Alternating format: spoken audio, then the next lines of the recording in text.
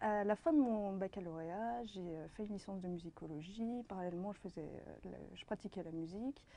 Et pendant cette période, j'ai commencé à m'intéresser à la musique assistée par ordinateur et donc plus généralement au son. Et après, je me suis dit, ah ouais, la technique du son, je crois que c'est vraiment un truc qui m'intéresserait bien. Et donc, j'ai commencé à me renseigner sur les différentes formations qui existaient. Et donc, du coup, j'ai commencé une formation dans une école privée parisienne et qui ne m'a vraiment pas du tout plu. C'était très théorique, très. Enfin, voilà, c'était absolument pas. On avait des ateliers pratiques, mais ça restait trop superficiel. Moi, je n'arrivais pas à m'y retrouver. Et donc après, ben, j'ai pris connaissance de cette formation à l'INFA de Nogent-sur-Marne, qui offrait une formation d'assistance son en apprentissage. Comme c'est une formation qui est ouverte, il n'y a pas besoin d'avoir le bac pour ça. C'est vraiment le but de l'INFA, c'est de rentrer dans le monde du travail. Et puis voilà, les compétences, pour eux, on les acquiert en travaillant. Et donc, du coup, il n'y avait pas forcément besoin d'avoir beaucoup de prérequis avant, d'une part pour intégrer la formation, et puis d'autre part, si on prend le secteur de la sonorisation, voilà, au début, ils poussent un peu des caisses, et après, au fur et à mesure, voilà, ils branchent les câbles, et après, ils mixent. Donc, c'est vraiment,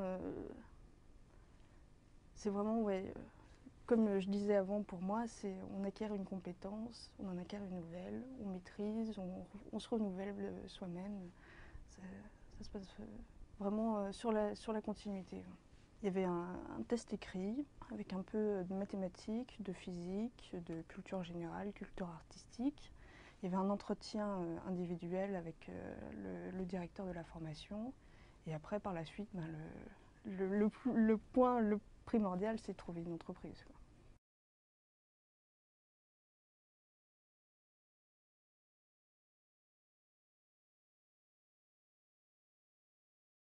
Au début, ça a été pas, il y avait pas, j'ai eu pas eu beaucoup de retours. Et puis après, une fois que j'ai repris mes recherches à la sortie des vacances scolaires, et ben, j'ai contacté Voix au Agency et ils ont tout de suite été intéressés par ma candidature. On s'est rencontrés, on a vu comment ça pouvait se passer pour eux, pour l'apprentissage, parce que c'est la première fois qu'ils prennent un apprenti.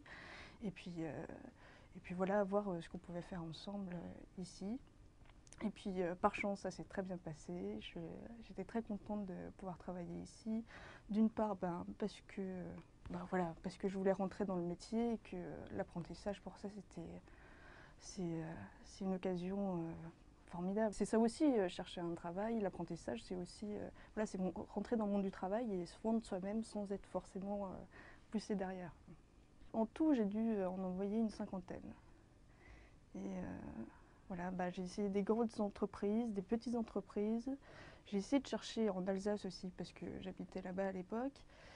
Et bon, alors en Alsace, c'était même pas la peine parce que voilà, comme on sait, 90% du secteur se situe en région parisienne. J'ai dû avoir une dizaine de retours donc négatifs, après sinon aucun retour. Et là, c'était vraiment la seule entreprise qui était partante pour se lancer là-dedans. Ouais.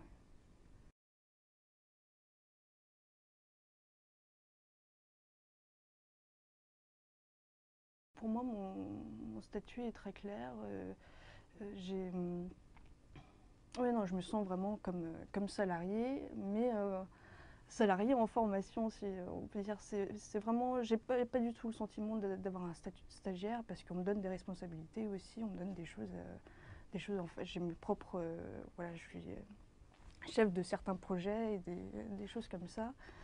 Et du coup, non, voilà, j'étais pas juste une fourmi ouvrière. Ouais, j'ai vraiment ma place ici. Ouais. Être en apprentissage, être apprenti, bah, c'est pas un handicap, mais on sent bien qu'on peut pas faire autant de choses que les ingénieurs du son peuvent le faire. On sent bien qu'on est encore largement en dessous d'eux, et puis c'est bien normal. Mais, euh, mais du coup, en fait, voilà, si j'ai une question à poser, s'il y a un truc que j'arrive pas à faire, ils sont toujours ouverts à m'aider, à m'expliquer. Ça, ils sont vraiment à mes côtés. Ouais, ils sont pas, ils me traitent pas comme une soubrette. Au début, quand je suis rentrée ici, j'ai fait un peu de l'observation. Voilà, j'ai assisté à des séances d'enregistrement. On faisait, pour la post-production, je le faisais avec mon maître d'apprentissage. On voyait les choses comme ça. Et après, mais très vite, j'ai été amenée à travailler seule. Mais toujours après, à la fin, on vérifiait ensemble, on voyait ce qu'il y avait à améliorer, ce qui était bien, ce qui n'était pas bien. Et du coup, voilà, ça s'est fait assez, ça a coulé. Et après, voilà, ce qui était vraiment bien, c'est que j'apprenais une nouvelle chose. En fait, j'apprenais toujours une nouvelle chose et ça se faisait vraiment. Je me suis pas retrouvée en arrivant avec un paquet de choses à apprendre. Ça s'est vraiment fait sur la durée. Et ça, c'était. Voilà, j'ai pas eu. Le premier jour, quand je suis rentrée, j'ai pas pleuré en me disant oh, j'y arriverai pas. Ouais, mais faut pas trop faire d'erreurs. Après, si on est un, un salarié consciencieux, et ben, on n'a pas envie de faire d'erreurs. Mais après, l'apprentissage permet quand même de. J'ai pas envie de dire que c'est une excuse, mais comme on est en formation, voilà, on peut pas tout de suite tout savoir. Voilà. Et l'entreprise a aussi une part. Elle a aussi un rôle dans notre formation. C'est aussi elle qui nous forme. On a un maître d'apprentissage. C'est pour qu'il nous apprenne aussi des choses. Donc voilà, si on nous a appris un truc et qu'on fait l'erreur juste après, ça se passe pas très bien. Mais si on fait une erreur et alors que c'est quelque chose qu'on ne sait pas, voilà, ça fait partie, c'est l'apprentissage aussi. J'ai pu faire quelques enregistrements, mais le gros de mon travail, c'est donc la post-production. On enlève les bruits de bouche, les respirations, tous les sons parasites, ce qu'on ne veut pas entendre, et puis on fait les traitements de la voix, égalisation, compression, enfin voilà, pour que ce soit une belle voix, qui soit agréable à entendre et qui soit, qui soit aussi un des points importants, c'est que tout le monde puisse comprendre la voix, que ce soit voilà, il y a le message qui passe avant voilà, nous notre travail c'est que le texte que notre client nous a donné, il faut qu'on sache le mettre en valeur, il faut qu'il soit parfaitement compréhensible et voilà, c'est ça notre travail. Et après, suivant les projets, on a soit aussi du mixage à faire avec de la musique, des ambiances, ou bien si c'est juste une voix comme ça.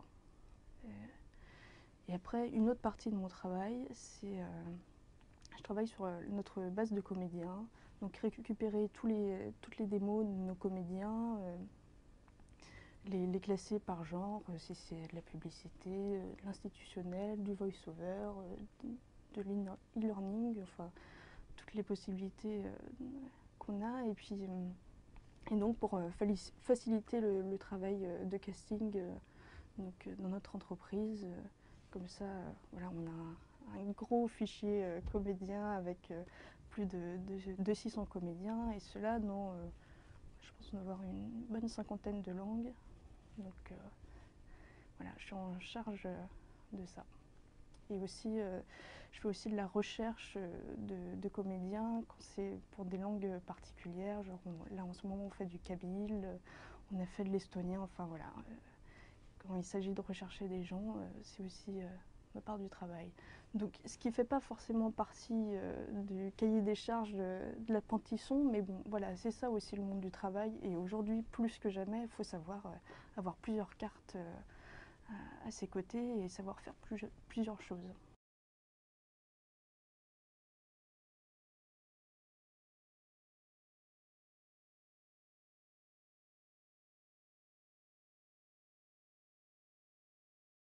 C'est pas toujours évident parce que voilà, qu'on a des projets qui sont en cours et qu'on doit partir au centre de formation. Voilà, du coup, on donne notre projet à un collègue, mais voilà, mais ça dans tous les travails, quand il faut redonner un projet à quelqu'un, c'est jamais très évident. Mais de manière générale, on s'organise dans notre planning pour que, avant de partir en formation, j'ai plus de projet en cours, que ce soit terminé à ce moment-là. Le rythme me convient assez bien. J'ai, pour moi, voilà, c'est 3 semaines d'entreprise, une semaine de formation. je les ai bien... moi, ça me correspond très bien et peut-être même qu'à la fin de ma formation, ça risque de me manquer, cette petite semaine de formation où quelque part, ça permettait de se poser un peu, de quelque part prendre du recul par rapport à l'entreprise aussi. Voilà, ça permet de remettre les choses à point quand en entreprise, voilà, on était un peu speed, voilà, on avait un peu la tête dans le guidon parce qu'il y avait plein de choses à faire, plein de projets à livrer. Et du coup, en entreprise, eh ben, ça permet donc de prendre ce recul.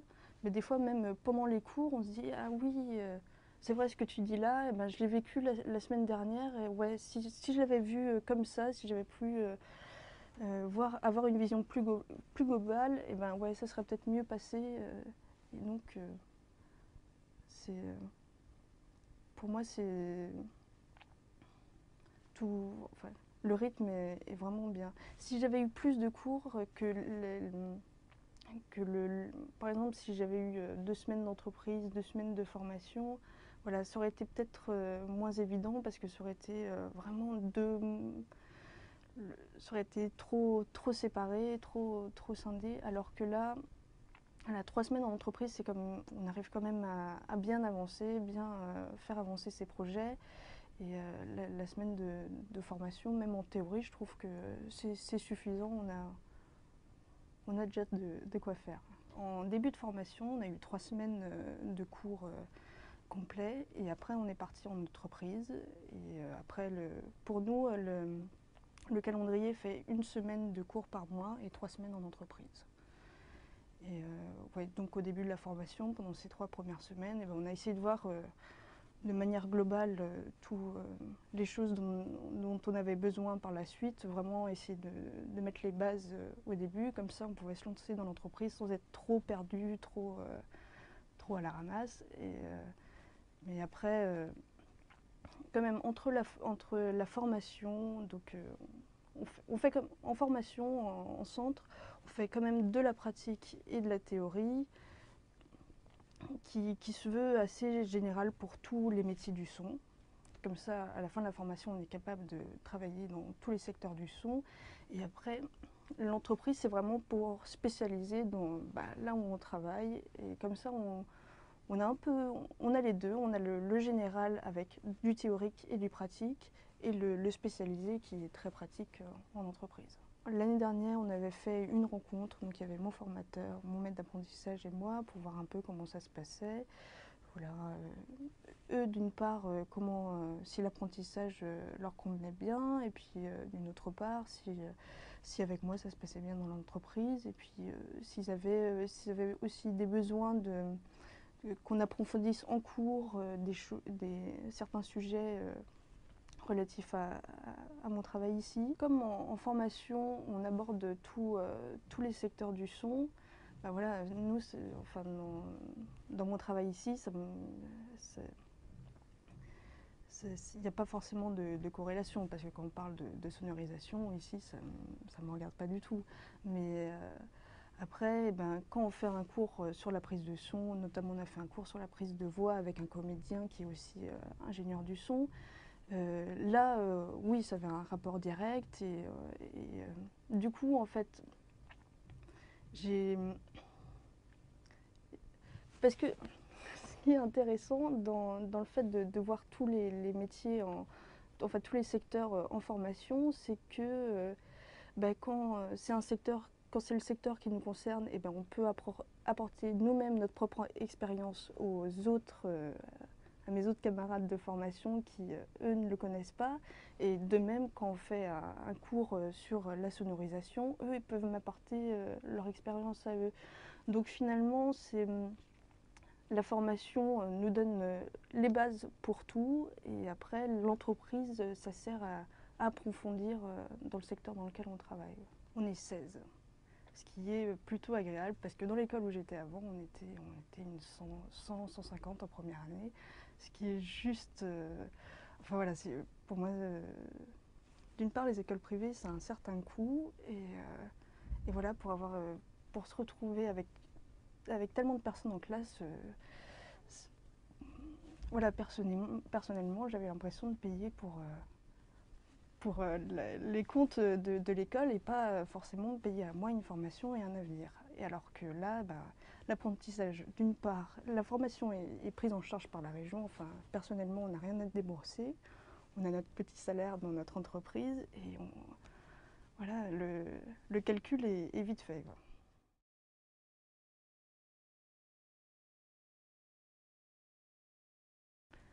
Alors, des points négatifs. Il doit y en avoir parce que ça n'existe jamais les choses sans points négatifs, mais peut-être que je les verrai que plus tard. Là, pour le moment, moi je suis vraiment satisfaite et j'ai pas de choses à redire. Ouais, peut-être que c'est après le recul, une fois que j'aurai pris de l'expérience, que ça fera 10 ans que je serai dans le métier, je me dis, ouais, là, il y avait peut-être des choses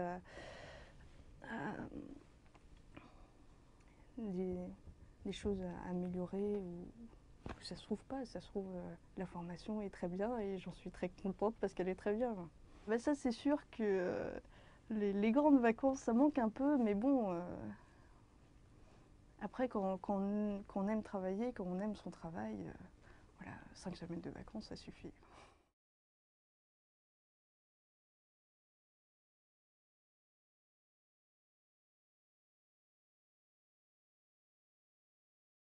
Point positif, c'est ce que je disais avant, c'est vraiment la possibilité de se confronter à ce que c'est que travailler dans une entreprise du secteur audiovisuel, ce que c'est que travailler en équipe, même si par mon passé j'avais déjà travaillé en équipe, et voilà, mais bon, c'était pas du tout dans ce secteur-là, et donc là c'est les, enfin voilà, pour une formation, pouvoir apprendre en travaillant, pour moi, je ne vois pas comment on peut faire les choses en même temps, autrement. Et pour ça, l'apprentissage, pour moi, c'est une voie d'excellence pour rentrer dans un métier. J'avais pas tellement d'a priori parce que, d'une part, je connaissais des formateurs en alternance. J'ai mon père qui a une petite entreprise de peinture en bâtiment et qui avait aussi des apprentis. Bon, alors ça n'a absolument rien à voir, l'apprentissage en peinture, que l'apprentissage dans notre secteur, mais voilà, je connaissais déjà un peu le milieu et puis et ça me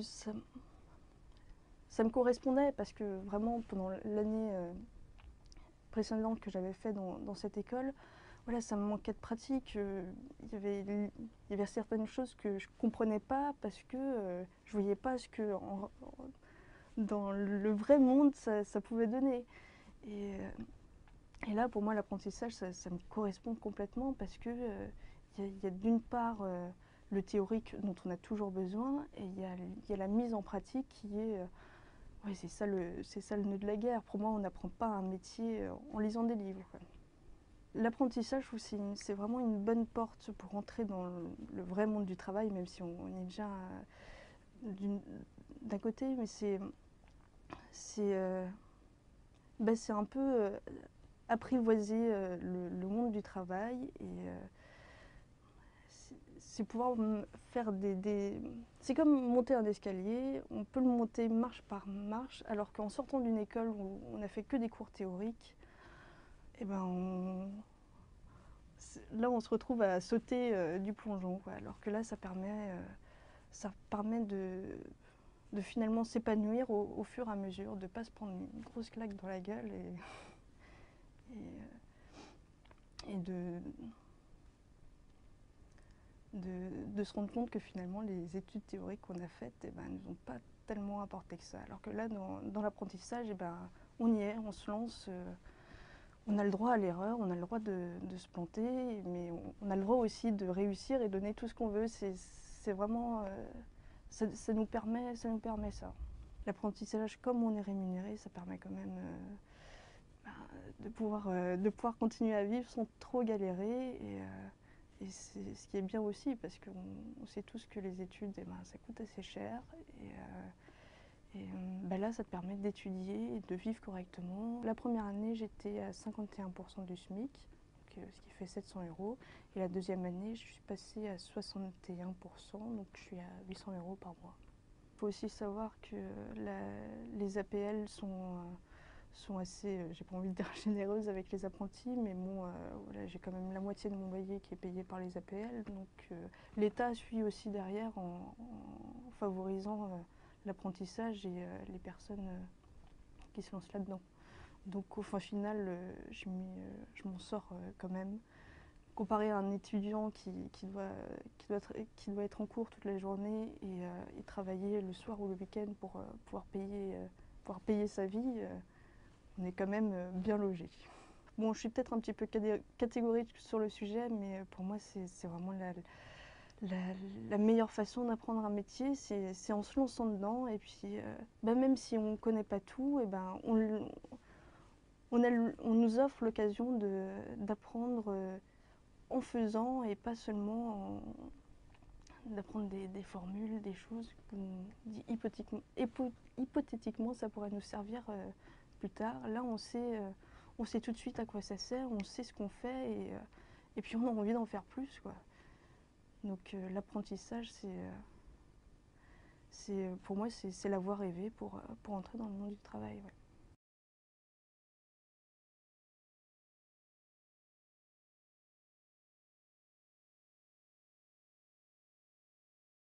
J'espère bien donc être engagée ici parce que oui, parce que mon travail me plaît, parce que je trouve intéressant et que voilà, j'ai une place ici, j'ai un rôle à jouer et j'espère pouvoir le jouer jusqu'au bout. Après, je ne sais pas si je vais passer toute ma carrière ici, mais j'espère pouvoir la débuter et la prolonger. Ouais. C'est jamais facile, mais là, voilà. Mais puis même si je ne suis pas amenée à être engagée ici, voilà, si je dois rechercher un travail, je serais déjà plus sûre de moi que si je sortais d'une école où j'avais jamais travaillé vraiment dans le secteur. Donc là, voilà, je sais que je suis capable de travailler.